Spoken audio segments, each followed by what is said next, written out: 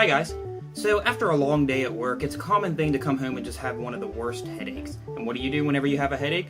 Go to the cabinet, grab some aspirin. But once I reached for that aspirin, I thought, I can easily come to the cabinet and relieve, almost any ailment of first aid that I can just by the stuff in my cabinet. I take all this stuff for granted. How many more things are we taking for granted that we're not even thinking about?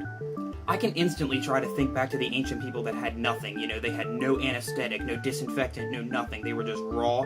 Your human body had to heal it. And guess what, guys? Our human bodies are not good at healing. They're very bad at it. Half the times I think my body just gets an infection on a cut just for the fun of it. It's just like, ooh, what color can we squirt out this time?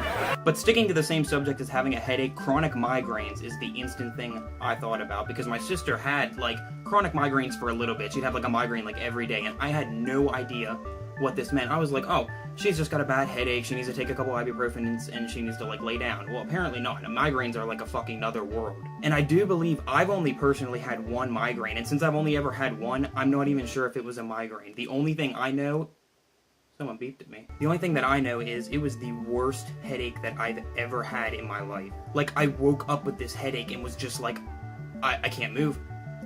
If I move any part of my body, my muscles are gonna cry out in protest. The slightest bit of light would invoke this pain that I've never felt before. If anybody's played, Corpse Party 2, Book of Shadows, spoiler alert! Right at the ending, there's a girl that's being, ripped apart by little kids, 3 or 4 little kids. They, started her belly button and they, clawing away at her. And I'm just like, this is what's happening in my brain. My brain is being just shoveled out and I can't do anything about it. And for me to imagine that chronic, multiple times a month, I couldn't handle one of those once a year, let alone having them a couple times a month, a couple times a week. That's ridiculous. And the ancient people that had to just sit there and deal with that, I don't even think they did anything. They were down for the count. I wouldn't do anything. I'd be on the fucking ground. I'd be laying next to the fire having someone do the fucking get the headache away dance. Was that racist? That, or just tell someone to choke me out. At least if I lose consciousness, I'm not gonna have to feel anything. But then you take that and you think of the amount of injuries over the years, over the hundreds of thousands of years. Injuries, accidents, surgeries, childbirths, just even recuperation. So much can go wrong with recuperation. You heal a little bit wrong.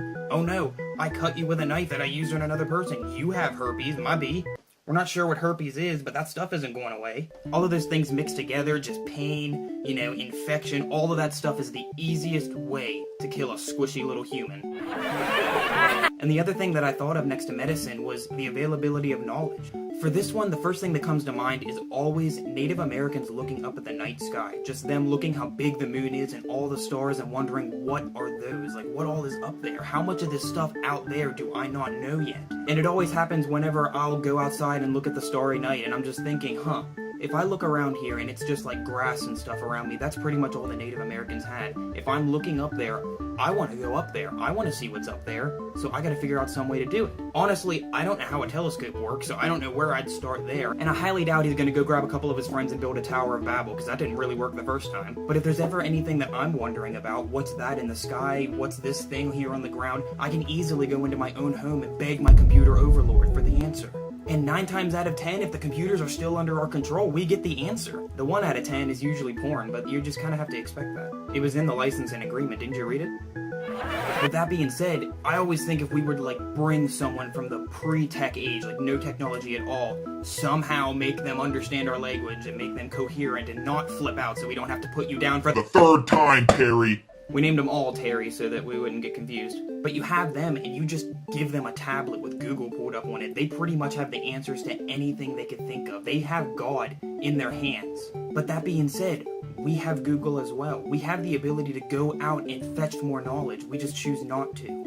All of the knowledge that we have is completely taken for granted. All those things that people had to work so hard for their entire lives just so the next generations could understand, don't care about it. We can pretty much get on Google and learn to do just about anything. Wasn't there a guy that built a bomb just from a website link? The internet is such a massive tool with such a vast expanse of knowledge that when we put it in the hands of children, it dilutes the value of it a little bit. We start thinking of the internet as cat videos, or people turning into girls, or Charlie Sheen and his HIV thing, which I didn't even know was a thing. Why do we know this? But it's stuff like that that's going all over the internet when we could be looking at Japan, who just had a tsunami. Or we could be looking at France with the terror attacks. Or Lebanon with the suicide bombers. There's much more things going on. but we're taking for granted all the stuff that we have, and we're not thinking about where it came from. All of the stuff that we have now has been built up from hundreds of years of deaths and suffering and just engineering to the point where people were breaking. Everything that past humans have went through has made us what we are today and what we have today. Thanks to countless years of development, I can do these videos through a phone. This thing's in my pocket all day. Those people worked their asses off so that our generation could be one of the laziest around. And I think we need to just take a little bit of time and appreciate the stuff that they've done, appreciate all this stuff that we have around us. Everybody needs to have a sense of empathy, the ability to just put yourself in another person's shoes.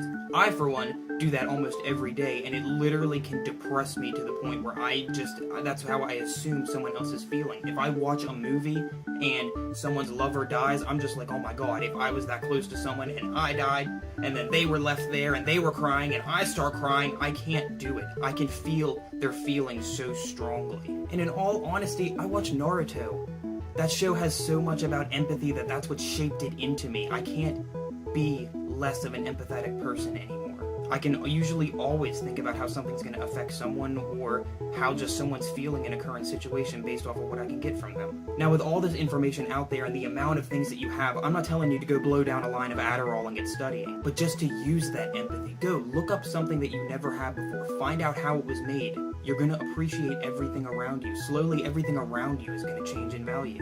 Once you know how much work went into something, you start to appreciate it so much more. Those are pretty much my two things that I feel like we take for granted a lot. And I'm sure there's 100,000 other things that we take for granted, but these were the two things that really kind of popped out in my mind, especially when I reached for the ibuprofen.